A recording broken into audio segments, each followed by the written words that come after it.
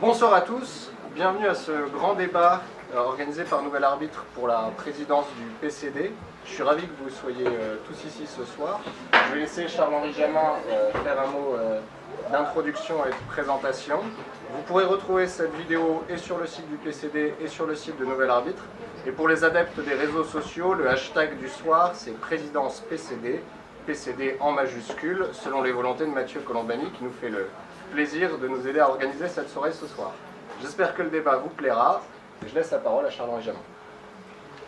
Voilà, bonsoir à tous. Bienvenue au Carré parisien, le seul endroit où on ne tourne pas en rond dans des débats politiques. Fallait la faire. J'ai osé. Voilà, merci à nos deux candidats, mon cher Frédéric et mon cher Frédéric, de vous plier à cet exercice démocratique qui prouve, avec votre double candidature, que le PCD est un parti qui sait ne pas être monolithique, même si nous avons un socle, vous le savez tous, hein, on a un socle de conviction qui est assez clair, assez ferme, assez bien défini, mais ça n'empêche pas qu'il puisse y avoir des sensibilités différentes, et en l'occurrence, je dirais même peut-être des profils différents, des profils sociaux, sociologiques, professionnels différents.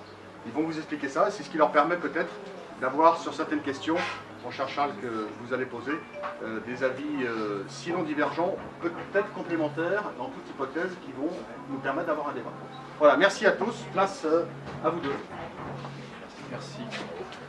Jean-Frédéric Poisson, Frédéric Delettre, bonsoir. Je vais vous demander de nous faire une petite introduction, un libre propos, pour vous présenter à chacun des spectateurs du soir. Frédéric Delettre, peut-être. Merci, bonsoir à tous. Avant de démarrer, j'aimerais vous dire que les raisons pour lesquelles je suis ici ce soir. Et d'abord saluer Christine Boutin qui, par la cohérence de son engagement, a fait que cette sensibilité en France existe. J'aimerais aussi saluer Jean-Frédéric Poisson pour son action locale et également son action sur les bancs de l'Assemblée nationale. Je crois que Jean-Frédéric est aujourd'hui connu et reconnu par ses qualités, sa capacité à défendre les projets qui nous tiennent à cœur. J'aimerais aussi saluer Charles-Henri Jamin qui assure l'intérim de la présidence de ce parti, et enfin saluer l'ensemble des permanents et Mathieu Colombani ici présent ce soir qui font vivre le parti au quotidien. Alors qui suis-je? J'ai 44 ans et 2 enfants, et je dirige une business unit, la business unit grand public d'un groupe industriel français, et donc je suis particulièrement aguerri aux stratégies de développement commercial et marketing. Mon adhésion au PCD est assez récente puisque je suis adhérent grâce à l'arrivée au pouvoir de François Hollande et de la horde de révolutionnaires qui a suivi, qui est arrivé à l'Assemblée nationale. Je me suis engagé ces dernières années beaucoup dans la Manif pour tous, dans une action militante résolue, de tous les jours, de tous les soirs, parfois de toutes les nuits, en ayant échappé, grâce à Dieu, à la garde à vue.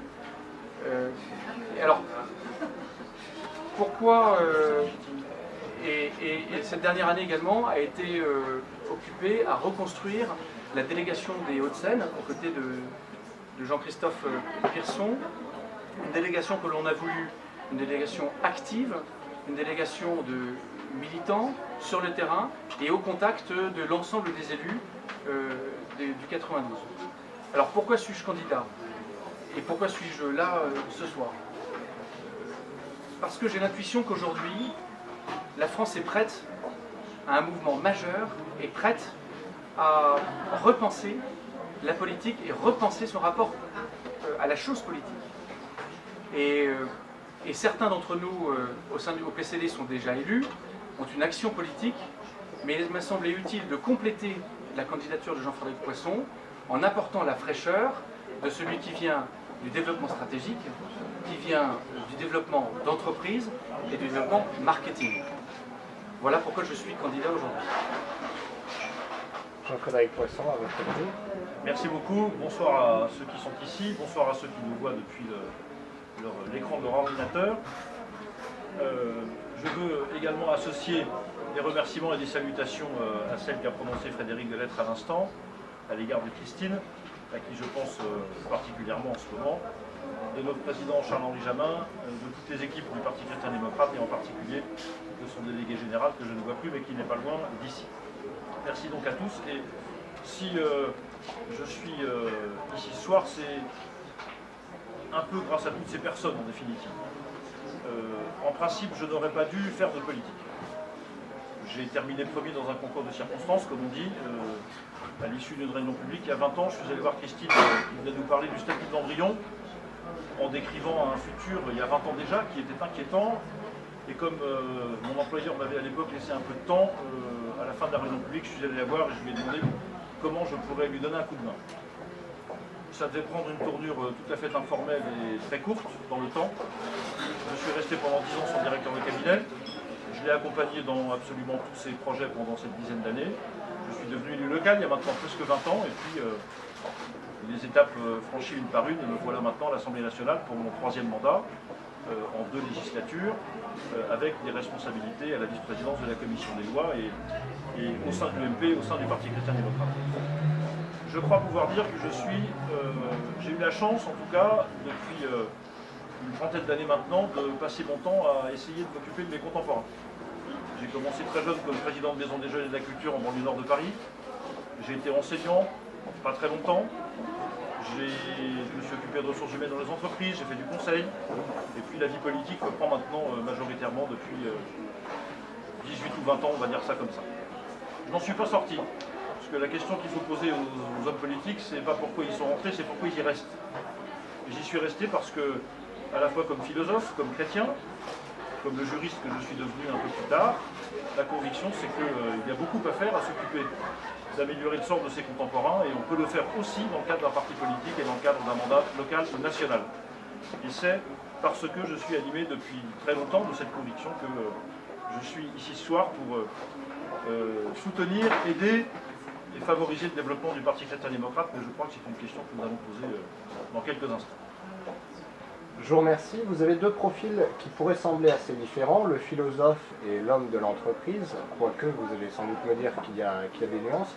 Frédéric Delettre, en quoi est-ce que cette connaissance du monde de l'entreprise, du monde professionnel, peut vous aider dans votre parcours politique ? On a observé, on vit une séquence tout à fait formidable aujourd'hui au PCD, qui est une séquence de reconnaissance des uns et des autres, que nous représentons une vraie force d'équilibre dans ce pays. Une vraie force d'apaisement et qui permettra demain de rassembler les uns et les autres. En revanche, il me semble que nous avons un chemin à construire ensemble pour déterminer la stratégie de conquête de demain. La réflexion sur la manière dont nous pouvons accéder aux responsabilités de manière beaucoup plus large. Et je crois que je pourrais apporter par mon parcours professionnel cette sensibilité particulière. Je vous remercie. Jean-Frédéric Poisson, est-ce que la philosophie inspire particulièrement, différencie votre parcours ? Sans doute, oui. Sans doute, même si on fait de la philosophie, à la fin du compte, comme on parle une langue ou comme on respire, c'est-à-dire qu'on finit par plus s'en rendre compte en réalité. Mais il est vrai que j'ai eu la chance de découvrir dans les études de philosophie un certain nombre de raisons qui, au quotidien, me permettent de travailler et de défendre les convictions que nous défendons ici au Parti chrétien-démocrate et de manière extrêmement solide et dans une large mesure sans concession, sans restriction et sans condition.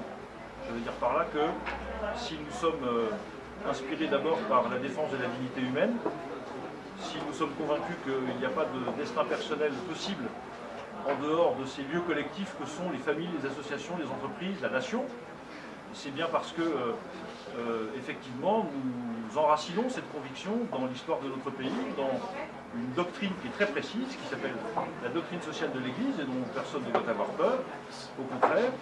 Cette doctrine sociale de l'Église, cette histoire traditionnelle de la France, elles sont marquées également par une philosophie, une manière de voir le monde et les hommes, et j'ai appris ça en étant jeune, j'ai eu cette chance, et évidemment, à défaut de poser des marqueurs ou des clignotants sans cesse, en me disant, ah bah tiens, là je vais perdre un peu de philo, ou bien là j'en fais pas, c'est pas comme ça que ça fonctionne, c'est une espèce de nourriture qui m'alimente depuis maintenant quelques décennies, et dont je vis, oui, bien sûr, au quotidien. Et j'y puise en tout cas quand j'ai quelques moments d'hésitation ou d'interrogation, ce qui arrive bien sûr, l'essentiel de ma force, je crois, et en tout cas de mes arguments.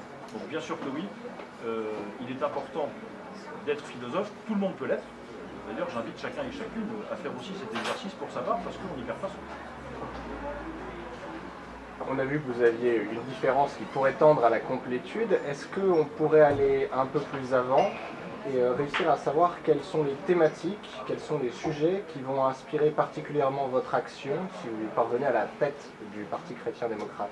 Frédéric Delettre, s'il vous plaît. Alors, premièrement, je voudrais préciser que, encore une fois, j'ai la conviction qu'on a une opportunité aujourd'hui de devenir un parti de premier plan et un parti qui compte dans la majorité, dans la droite traditionnelle, la droite du gouvernement. Je n'ai pas encore perdu l'habitude de parler de majorité, et malheureusement, on ne perd pas l'habitude facilement. Et ce parti de premier plan, il existera véritablement parce qu'il défendra une société plus juste, plus humaine, mais en même temps résolument tournée vers l'avenir, en ayant une pleine conscience de la richesse de son histoire et de sa culture. Je me situe évidemment dans la droite ligne idéologique du Parti chrétien-démocrate, qui s'inspire de la pensée chrétienne sociale. Et là-dessus, je trouverai beaucoup de points d'accord avec l'ensemble de ce qui a été fait au sein du Parti chrétien-démocrate aujourd'hui. Et en même temps, je crois que le Parti chrétien-démocrate sera demain le parti qui réhabilite la politique et la chose politique. Et certainement, je me rappelle d'une parole du pape François du 7 juin 2013 qui exhortait l'ensemble des chrétiens à s'engager en politique dans un esprit évangélique. Et c'est certainement aujourd'hui parce que l'engagement politique n'est pas suffisamment fait dans un esprit évangélique que certains de nos compatriotes s'éloignent de la politique ou ont une forme de pudeur vis-à-vis de l'engagement politique. Donc c'est vraiment le cœur de l'action que j'aimerais mener. En même temps, il faudra, à la tête du Parti chrétien-démocrate, mélanger jeunesse et expérience. Jeunesse, non pas pour faire jeune et pour faire venir des gens plus jeunes, mais jeunesse au sens de l'initiative, de la capacité à prendre des risques, de la capacité à laisser l'expression, l'expérimentation. Et c'est un élément, à mon avis, absolument essentiel. Et tout en faisant cela, je crois que l'action du Parti chrétien-démocrate demain devra s'ancrer dans un maillage territorial extrêmement fort. Chacune des délégations que nous avons aujourd'hui en France devra devenir un organe de combat, un organe de défense, un organe de communication, un organe de prise de parole.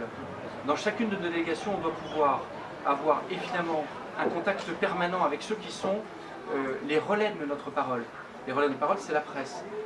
Les relais de notre parole, ce sont les réseaux sociaux aujourd'hui.